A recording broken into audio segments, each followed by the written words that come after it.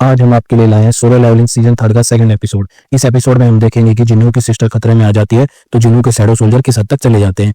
आज की यह वीडियो बहुत ही ज्यादा खतरनाक होने वाली है, इसलिए वीडियो को अंत तक जरूर देखें।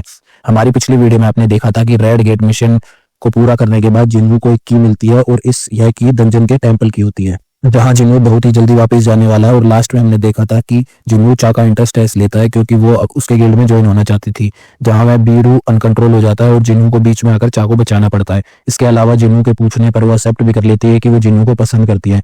तो चलिए अब चलते हैं नेक्स्ट एपिसोड की तरफ। लेकिन एक बात और, आप लोग वीडियो देख लेते हैं लेकिन चैनल को लाइक और सब्सक्राइब नहीं करते। प्लीज ये पहले ही कर लीजिए क्योंकि आपके ऐसा करने से मुझे बहुत मोटिवेशन मिलती है। तो चलिए शुरू करते हैं। तो कुछ समय पहले ही जेजू आइलैंड की रेड को देखकर अमेरिकन गवर्नमेंट के फेडरल ब्यूरो के हंटर्स के द्वारा जिन्हों को लालच देने के लिए अमेरिका बुलाया जाता है।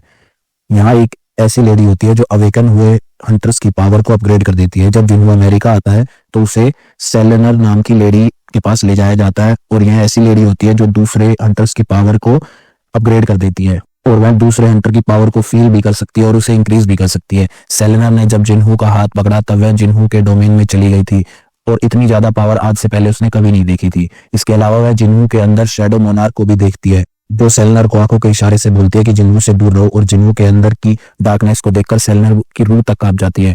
और अब प्रेजेंट में हमें फेडरल ब्यूरो के हंटर का सीन दिखाया जाता है, जहां फेडरल के हंटर्स के द्वारा सेलेनर को जिन्हों के बारे में पूछने के लिए बुलाया जाता है, लेकिन वो जिन्हों की पावर को याद करके कांप रही होती है। तभी उस प्रेसिडेंट बोलता है कोई बात नहीं, हम कोई और तरीका खोजेंगे जिन्हों को अपने गिल्ड में शामिल करने का। तभी प्रेसिडेंट डेविड और माइकल को लेकर उसी बिल्डिंग के 24th फ्लोर पर जा रहा होता है। तो माइकल से पूछता है क्या तुम्हें याद है जब पहली बार एस रैंक गेट खुला था? तब माइकल बोलता है बिल्कुल, वो हम कैसे भूल सकते हैं। उस गेट के खुलने के बाद पूरा वेस्ट अमेरिका तबाह हो गया था। उस रेड में पूरे वर्ल्ड के एस रैंक हंटर आए थे हमारे साथ मिलकर फाइट करने के लिए, लेकिन हजारों की संख्या में टॉप रैंक हंटर मारे गए थे। उसमें से सिर्फ 5 हंटर ही सर्वाइव कर पाए थे और उन 5 लोगों ने मिलकर बॉस को हराया था। तभी से उन 5 हंटर को नेशनल लेवल हंटर का टाइटल दिया गया था। मगर आपको पता है कि इन 5 नेशनल हंटर में से एक हंटर इंडिया का भी था? अगर आपको उसका नाम पता है तो कमेंट में जरूर बताएं। फिर हमें पता चलता है कि उस डंजन का बॉस एक ड्रैगन होता है जिसका नाम कामिश होता है। कामिश ड्रैगन की फ्लेम इतनी खतरनाक थी कि उसको कोई बुझा नहीं सकता था। अब डेविड और माइकल 24th फ्लोर पर पहुंच जाते हैं। वहां बहुत बड़ा गेट होता है। फिर जैसे ही गेट ओपन होता है हमें एक बड़ा सा रून स्टोन दिखता है जो कामिश का होता है। डेविड का प्लान होता है कि इस रून स्टोन को जिन्हों को गिफ्ट करेगा और उसे अपनी कंट्री का सिटीजन बनाने के लिए बोलेगा, और इस रून स्टोन को सिर्फ पावरफुल हंटर ही यूज कर सकते थे। तो यह जिन्हों के लिए बेस्ट गिफ्ट था। फिर हमें कामिश की डेड बॉडी दिखाई देती है जो लैब में होती है, लेकिन अब उसकी हड्डियां ही बची थी। इसका साइज इतना बड़ा होता है कि उसके सामने इंसान चींटी के बराबर लग रहा होता है। फिर सीन शिफ्ट होता है और हमें जिन्हों और उसकी सिस्टर जिन्हा दिखते हैं और उनमें भाई बहन वाली नोकझोंक चल रही होती है। वह उसको बता रहा होता है कि वह एक गिल्ड बना रहा है, वह अपनी गिल्ड का नाम सोलो प्ले रखना चाहता है। जिन्हा बोलती है कितना वियर्ड नाम है और तुम तो अपनी शैडो के साथ मिलकर फाइट करते हो, तो ये नाम सही कैसे हुआ? तब जिन्हों बोलता है कि फिर मैं क्या नाम रखूं, तुम ही बता दो। तब जिन्हा बोलती है आजिन गिल्ड नाम कैसा रहेगा, जिसमें आ का मतलब होता है मैं और जिन का मतलब होता है आगे बढ़ना। तब जिन्हों बोलता है कि ये नाम बुरा नहीं है, तो वह डिसाइड करता है कि वह यही नाम यूज करेगा। फिर सीन शिफ्ट होता है और हमें चा दिखाई देती है जो अपने बेड पर होती है, बहुत ही ज्यादा शर्मा रही होती है क्योंकि लास्ट एपिसोड में हमने देखा कि उसने जिन्हों के सामने कन्फेस कर दिया था कि जिन्हों में उसका इंटरेस्ट है, और वह सोच रही होती है कि ये मैंने क्या कर दिया, कहीं जिन्हों मुझे पागल तो नहीं समझ रहा होगा। ये सोचकर वह काफी ज्यादा ब्लश कर रही होती है। फिर वह बोलती है कि उसने मेरी जान बचाई थी तो मेरा इतना हक तो बनता ही है। लेकिन फिर उसे याद आता है कि रियल में तो बिंगू ने उसे हील करके उसकी जान बचाई थी। फिर उसे जेजू आइलैंड में मरते टाइम एक आवाज की याद आती है जो कि बिंगू की आवाज होती है, जो चा को बोल रहा होता है कि जिन्हों को बता देना कि उसे अपनी पावर को लेकर सावधान रहना होगा। ये बोलकर वह गायब हो जाता है। इसके बाद सीन शिफ्ट होता है और नाइट गिल्ड के हेडक्वार्टर में, जहां पे गिल्ड मास्टर पार्थ चोक्शू होता है, वो ए रैंक के गेट के बारे में बात कर रहे होते हैं जो कि उनके हेडक्वार्टर के पास ही खुला होता। वह उस गेट में एंटर करने के लिए परमिशन मांग रहे थे, लेकिन उन्हें परमिशन नहीं मिल रही थी क्योंकि उनके गिल्ड में एक भी एस रैंक हंटर नहीं था। लेकिन फिर भी वह कोरिया की टॉप 5 गिल्ड में आते थे क्योंकि उसमें सबसे ज्यादा ए रैंक हंटर थे, और उनको बोला गया था कि वह अकेले उस डंजन में नहीं जा सकते क्योंकि उनके साथ कोई गिल्ड होनी चाहिए या तो फिर एक एस रैंक हंटर होना चाहिए। उन्हें समझ में नहीं आ रहा था कि वह किस गिल्ड से हेल्प ले, लेकिन अगर वो किसी गिल्ड से हेल्प लेने के लिए तैयार भी हो जाते तो नाइट गिल्ड की रेपुटेशन खतरे में आ जाती। लोग सोचते कि वह ए रैंक गेट भी अकेले क्लियर नहीं कर सकते। वो इस बात को लेकर काफी सोच विचार कर रहे होते हैं। तभी एक हंटर आता है जो कि एक ए रैंक हीलर होता है। वो सजेस्ट करता है कि वह एक गिल्ड से हेल्प लेने की बजाय किसी एक हंटर से हेल्प ले। अब पाक कहता है कि कोई एक हंटर कैसे हमारी मदद कर सकता है ए रैंक गेट को क्लियर करने में। तब उसे याद आता है कि एक हंटर ऐसा है संग जिन्वो। फिर वो लोग डिसाइड करते हैं कि वह जिन्वो से मिलने उसके ऑफिस जाएंगे। फिर हमें जिन्वो को दिखाया जाता है जो सूजिन से पूछ रहा होता है कि हमारे गिल्ड का नाम आजिन नाम कैसा रहेगा।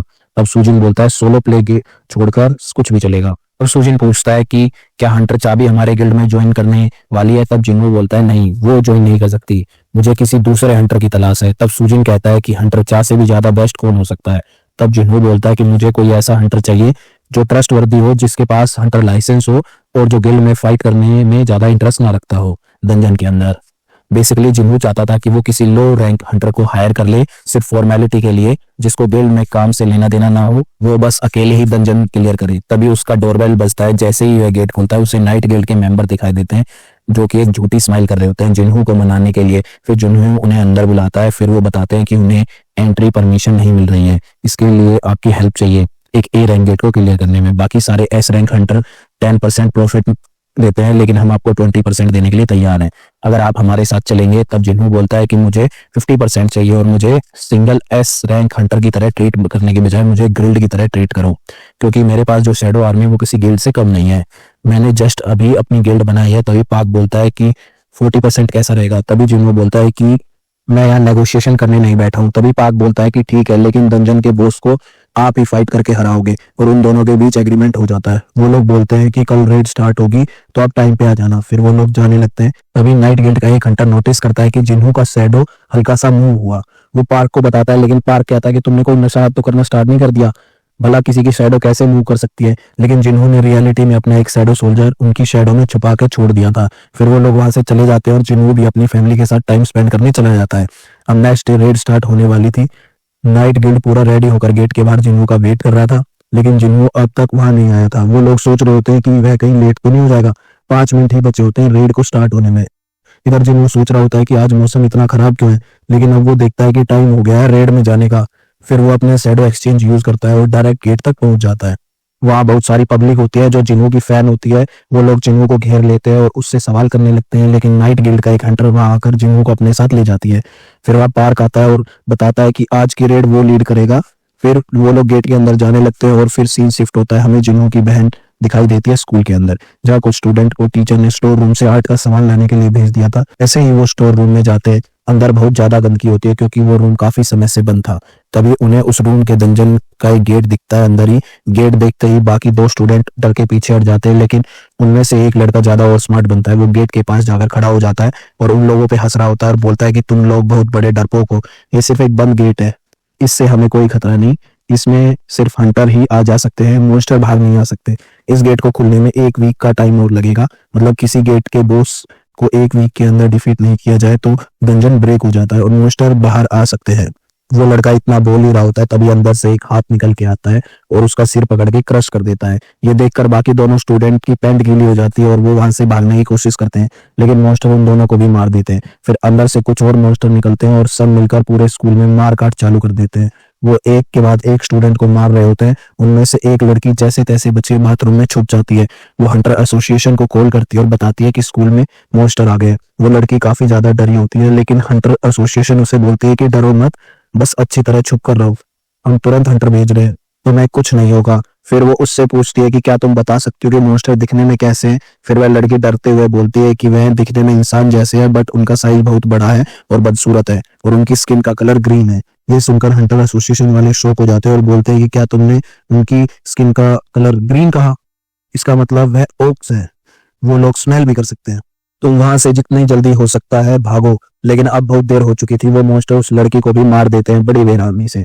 इधर हमें दिखाई देता है पूरे स्कूल में भगदड़ मच गई थी। सभी स्टूडेंट स्कूल छोड़कर भाग रहे होते हैं, लेकिन अभी भी काफी स्टूडेंट स्कूल में अंदर फंसे हुए थे। वे लोग छुपे होते हैं और अपने आसपास की चीजों को उठाकर जैसे कुर्सी और डंडे को वेपन की तरह यूज कर रहे होते हैं। इसी तरह मॉन्स्टर एक के बाद एक क्लासरूम में घुसकर सभी को मार रहे होते हैं और उन्हें स्कूल में लाशों का ढेर लगा दिया था।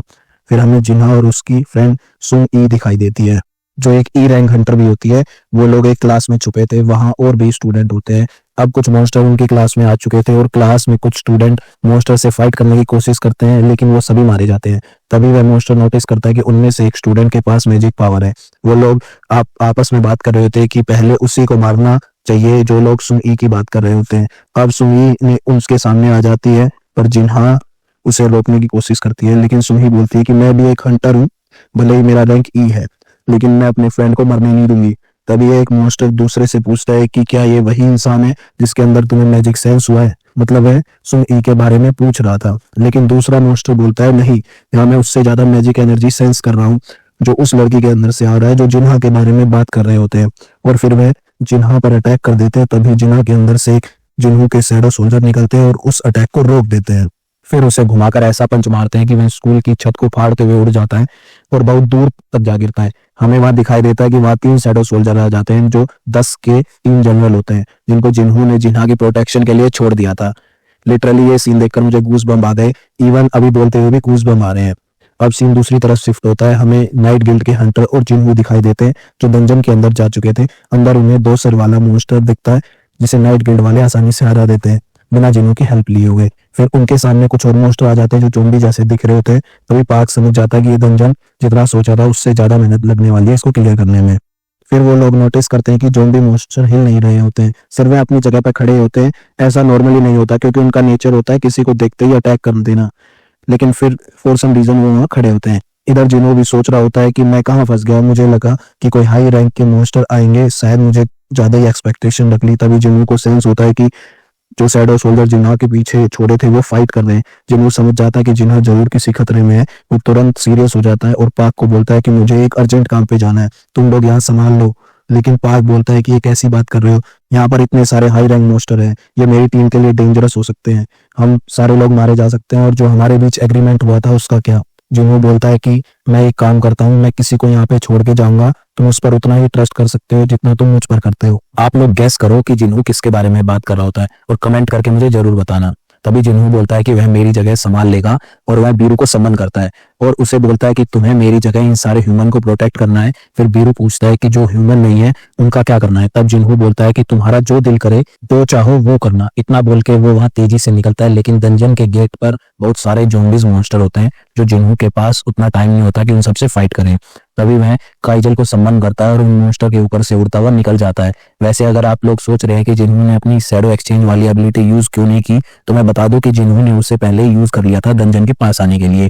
उसका 3 घंटे का कम से कम कूल डाउन टाइम होता है, जो उससे पहले वह उसे यूज नहीं कर सकता, क्योंकि वह काइजल पर सवार होकर काफी तेजी से जिन्हा की स्कूल की तरफ निकल जाता है और वो एक स्किल यूज करता है अपने शैडो सोल्जर पर, जो उनकी पावर 50% तक बढ़ा देता है, ताकि जब तक वह खुद ना पहुंच जाए उनके शैडो सोल्जर उसकी बहन को प्रोटेक्ट कर सके।